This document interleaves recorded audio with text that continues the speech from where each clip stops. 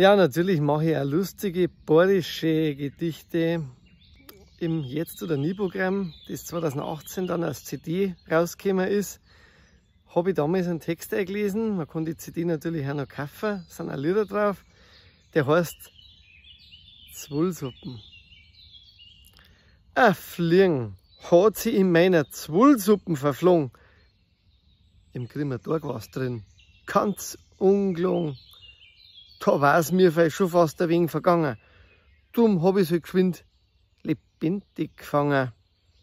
Jetzt steck ich's in einen Presssack mit Essig und Ei.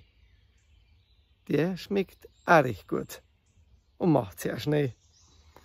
Ja, das ist ein Text, der ist auch in dem Trapum-Buch drin, mit bayerischen Geschichten und Gedichte.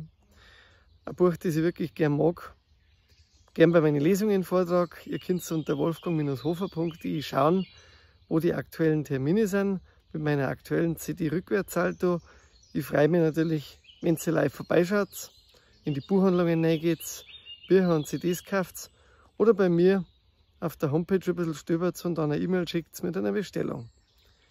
Tut der Kunst gut, tut mir gut und ist ein wunderbares Geschenk, zum Beispiel so ein Buch, wenn man mal jemandem was besonders schenken will, was sonst nirgends gibt, auf Großpapier übrigens.